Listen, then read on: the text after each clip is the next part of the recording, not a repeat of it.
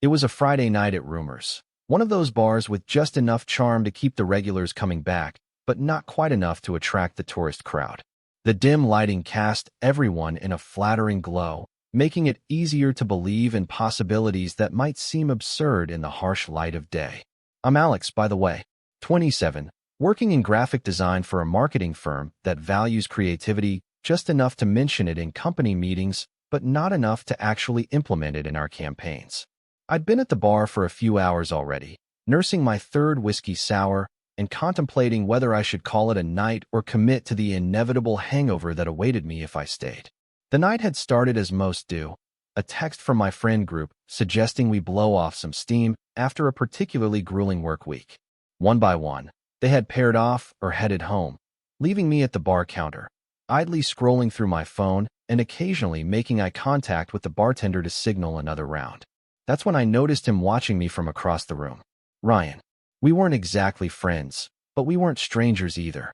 We shared mutual friends and had been at the same gatherings a handful of times, exchanging pleasantries and occasionally engaging in deeper conversations when the social lubricant of alcohol allowed it. Ryan was the kind of guy who commanded attention without trying. Tall, with dark hair that always looked effortlessly styled, and a smile that seemed to hold secrets he might share if you were lucky enough. He worked in finance, something with numbers that he explained once, but I was too distracted by the way his hands moved when he talked to really follow along. He had this quiet confidence that wasn't arrogance, but rather a comfortable certainty in who he was. At least, that's what I thought. He made his way over to me, navigating through the Friday night crowd with ease. "You look like you could use a ride home," he said, settling onto the bar stool next to mine. His cologne was subtle but noticeable, something woodsy with a hint of citrus. I considered his offer, weighing it against the alternative of waiting 20 minutes for a rideshare that would cost me 3 times the normal rate. "That obvious, huh?" I replied, finishing the last of my drink. "I'm not that drunk, though. Just tired." He laughed, a sound that seemed to cut through the ambient noise of the bar. "I didn't say you were drunk, just that you looked ready to leave. And since I'm heading out, and we live in the same general direction, it seemed logical." Logic. That's what I told myself it was when I accepted his offer. Just practicality and convenience, nothing more. But there was something in the way he held my gaze a beat longer than necessary that made me wonder if there was more to his offer than just being a good Samaritan. The drive started innocently enough. Ryan's car was immaculate, a stark contrast to my own vehicle, which often resembled a mobile storage unit for coffee cups and forgotten gym clothes. The radio played softly in the background, some indie song I vaguely recognized but couldn't name. We fell into easy conversation, the kind that flows naturally between two people who know each other just well enough to skip the awkward small talk, but not well enough to dive into anything too personal. "So, how's the design world treating you?" he asked, his eyes fixed on the road ahead.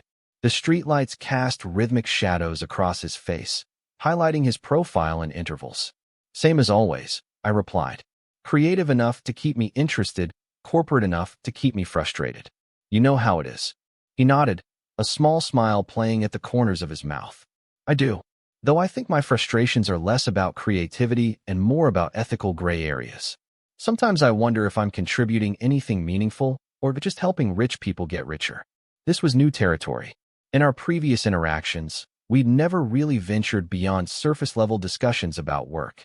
There was something about the enclosed space of the car, the darkness outside, and the soft music that created an atmosphere of intimacy, making it easier to share thoughts that might otherwise remain unspoken. "I think most of us question that at some point," I offered. "Whether what we're doing matters in any real way." He glanced over at me briefly before returning his attention to the road. "And what conclusion have you come to?" I considered this for a moment. That maybe it's not about the work itself, but about how you approach it. Finding meaning in the process rather than the outcome. He hummed thoughtfully. "That's surprisingly profound for someone who's had. How many whiskey sours was it?" I laughed, grateful for the shift back to lighter territory. 3. And I'll have you know, I'm equally philosophical sober. Just less willing to share it. The conversation flowed from there, touching on everything from our favorite movies to our most embarrassing college stories. There was an ease between us that I hadn't experienced with someone in a long time. It wasn't just that we had things in common. Though we discovered we shared a love for the same obscure podcast, and both harbored a secret enjoyment of reality cooking shows. But there was a rhythm to our interaction, a give and take that felt natural and unforced. As we drove, I became increasingly aware of small details. The way his hands gripped the steering wheel, the slight furrow in his brow when he was thinking, the occasional glance he cast in my direction when he thought I wasn't looking. And I found myself wondering if he was noticing things about me too. The tension in the car was subtle but undeniable, building with each shared laugh, each moment of eye contact, each comfortable silence. It wasn't just the alcohol warming my system. There was something else, a current of anticipation that seemed to charge the air between us. I tried to rationalize it away. Ryan had never given any indication that he was interested in men. In fact, the last I'd heard, he had been dating a woman from his office. And while I had been out since college, we'd never explicitly discussed my sexuality. It was just something that was known among our social circle, a fact about me as unremarkable as my preference for dogs over cats or my inability to keep houseplants alive. Yet there was something in the way the conversation had shifted, becoming more personal, more probing, that made me wonder if there was more to this drive than simple courtesy. Or maybe I was just projecting, seeing what I wanted to see because, if I was being honest with myself, I had always found Ryan attractive. Not just physically, though there was certainly that, but there was something compelling about his mind, the way he thought about things, the questions he asked. Before I knew it, we were pulling up to my apartment building. It was a modest complex, nothing fancy, but it was close to downtown and had a decent-sized balcony where I could drink my morning coffee and pretend I was the kind of person who had their life together. Ryan pulled into a parking spot rather than stopping at the curb, a detail that didn't escape my notice. He turned off the engine, and suddenly the car was filled with a silence that felt heavy with possibility. The streetlight above cast a soft glow through the windshield, illuminating the interior just enough to see the contours of his face, the slight tension in his jaw. "Thanks for the ride," I said, my voice sounding oddly formal even to my own ears. "You didn't have to go out of your way." "It wasn't out of my way," he replied, turning slightly in his seat to face me. "And even if it was, I would have done it anyway." There was a weight to his words that made my heart rate pick up. I was acutely aware of how close we were in the confined space of the car, how easy it would be to lean across the center console, to close the distance between us. "Why?" The question slipped out before I could stop it, hanging in the air between us. He didn't answer immediately, his eyes searching mine as if looking for something. Permission, perhaps, or reassurance. When he finally spoke, his voice was lower, more deliberate. "Alex," he began, and the sound of my name on his lips sent a shiver down my spine. "I've been thinking about something for a while now, and I'm not sure how to say it without sounding. I don't know, but I'm just going to ask." He paused, taking a deep breath. "Would it be okay if I tried? If we tried? I mean, I've never been with a guy before, but I've thought about it. About you, specifically." The question hung in the air, electric and unexpected. My mind raced, trying to process what he was asking, what it meant.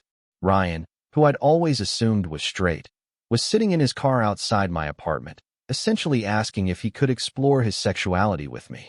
My initial reaction was shock, not at the proposition itself, but at the fact that it was coming from him.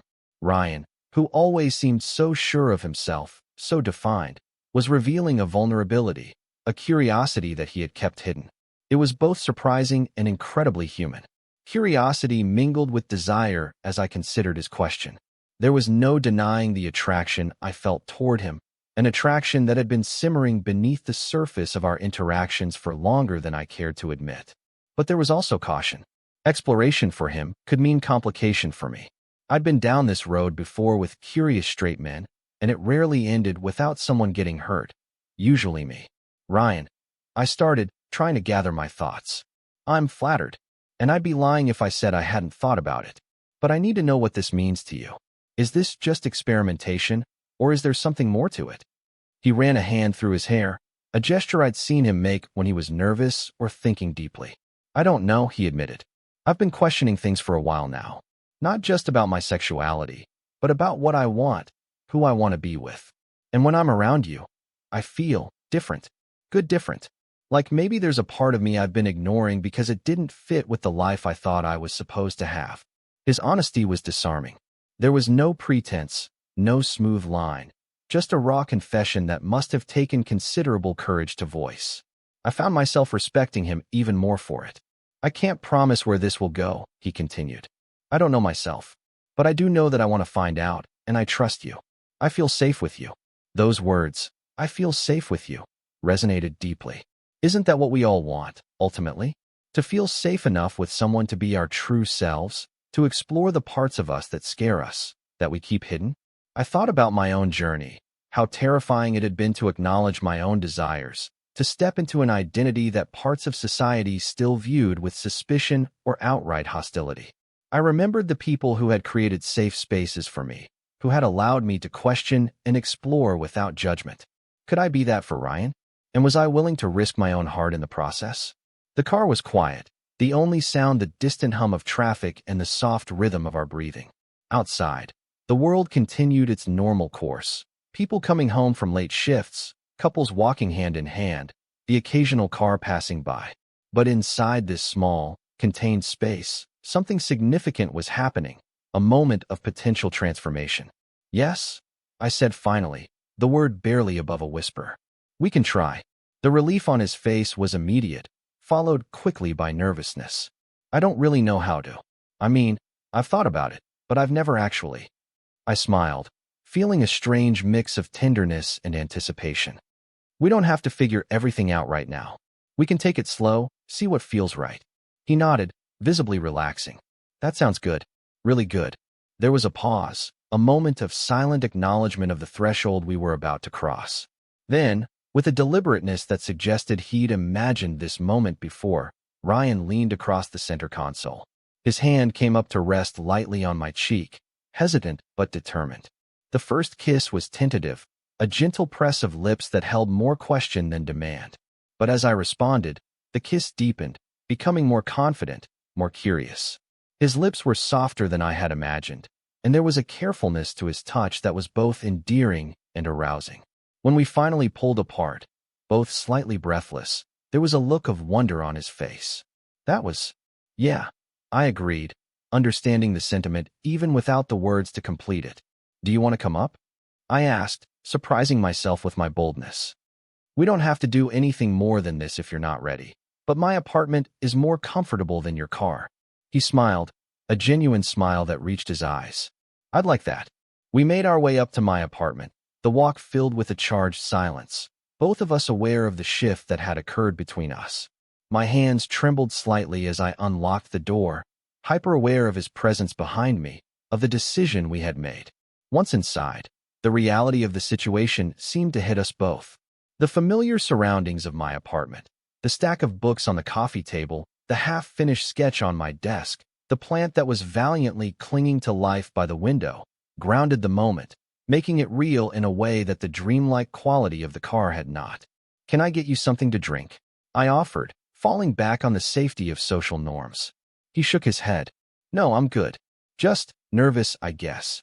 His admission of nervousness made my own anxiety ease somewhat. There was something comforting about knowing we were both navigating unfamiliar territory. "We can just talk if you want," I suggested, gesturing toward the couch. "Or watch a movie. There's no rush, no expectation." He considered this for a moment, then stepped closer to me. "I appreciate that.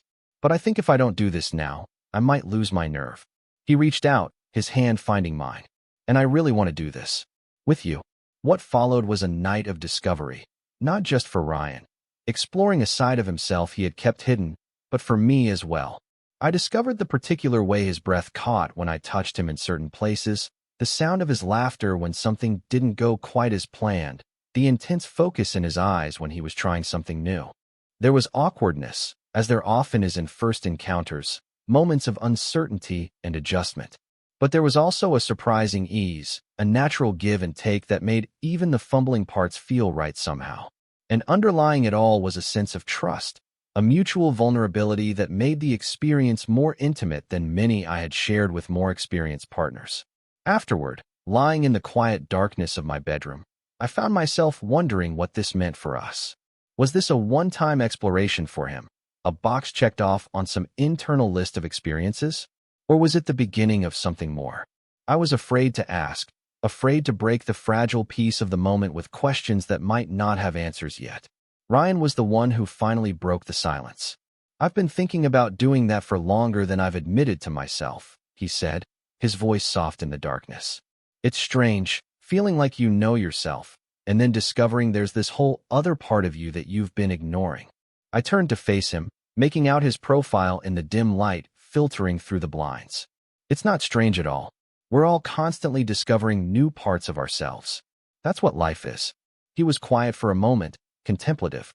"I guess I'm just wondering what it means. For me, for my life. For us, if there is an us." The question hung between us, heavy with implication. I chose my words carefully, aware of the delicate nature of the moment. "I don't think we need to define everything right now. This can be whatever we want it to be, whatever feels right for both of us. We have time to figure it out." He reached out, his hand finding mine in the darkness. "I'd like that. Time to figure it out, I mean. With you." There was a promise in those words, not of forever or even of tomorrow, but of a willingness to explore, to see where this unexpected turn might lead us. And for now, that was enough. As the night deepened around us, our conversation drifted to other topics: childhood memories, dreams for the future, favorite places we'd traveled. There was a new intimacy to our exchanges, a deeper level of sharing that went beyond the physical connection we had shared. It felt like the beginning of something, a foundation being laid stone by stone with each story, each laugh, each moment of understanding. Morning brought with it a different kind of light, both literally and figuratively. The harsh reality of daylight often has a way of changing how things look, of making what seemed magical in the darkness appear ordinary or even regrettable. But as the sun filtered through my blinds, casting stripes of gold across Ryan's sleeping form, I found that the night before retained its significance, its beauty. When he awoke, there was a moment of disorientation, followed by recognition, and then a slow smile that eased any fears I might have had about morning after regrets. "Hey," he said simply, his voice rough with sleep. "Hey yourself," I replied, returning his smile. We didn't talk much as we moved through the morning routine, sharing the bathroom, making coffee, finding clean clothes for him to wear. But there was a comfortable domesticity to it, as if we had done this dance many times before. And when he kissed me goodbye at the door, promising to call later, I believed him. The days and weeks that followed were a journey of discovery for both of us. Ryan explored his newfound understanding of his sexuality with a thoughtfulness that I admired, asking questions, reading, having conversations with me, and eventually with others in the LGBTQ+ community. He came to identify as bisexual, a label that felt right to him after much reflection. For my part, I discovered what it meant to be with someone who was actively choosing to be vulnerable, to grow, to embrace a part of themselves they had previously denied. There was a freshness to Ryan's perspective, an appreciation for experiences that I had sometimes taken for granted, that reminded me of the courage it takes to live authentically. Our relationship evolved gradually, moving from those initial tentative explorations to something deeper, more substantial. We had our challenges, of course. Ryan had to navigate coming out to friends and family, a process that was sometimes painful, but ultimately liberating. And I had to work through my own insecurities, the fear that I might be a phase, a stepping stone on his journey rather than a destination. But through it all, there was a fundamental respect and care for each other that carried us forward. We learned each other's stories, fears, hopes. We built a connection that was based not just on physical attraction or shared interests, but on a mutual recognition of the courage it takes to be truly seen by another person. Looking back now, I'm struck by how a single question in a parked car changed the course of both our lives. Would it be okay if I tried a boy? Such a simple question on the surface, but one that contained worlds of meaning, of potential, of bravery. I've come to believe that life's most significant moments often come disguised as ordinary decisions. A ride home from a bar, a question asked in the quiet of night, a yes spoken barely above a whisper. These seemingly small choices can open doors to versions of ourselves we never knew existed, to connections we never imagined possible. Ryan's journey of self-discovery became, in many ways, my own as well. Through loving him, through witnessing his courage in embracing his truth, I learned more about my own capacity for growth, for patience, for love that doesn't try to contain or define, but rather creates space for becoming. And isn't that what we're all looking for, ultimately? Not just someone to share our bed or our home or our life, but someone who makes space for us to become more fully ourselves? Someone who sees not just who we are, but who we might be, who we're trying to become.